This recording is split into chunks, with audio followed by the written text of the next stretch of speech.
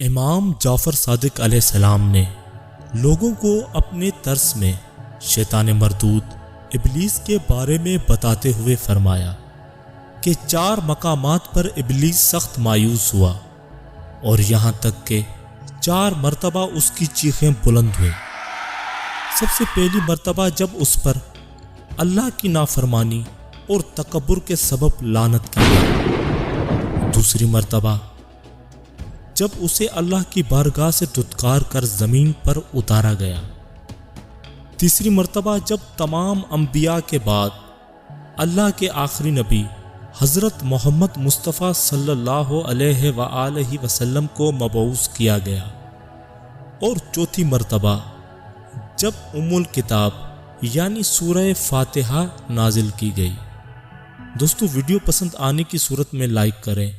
اور علم و الہام چینل کو سبسکرائب کریں۔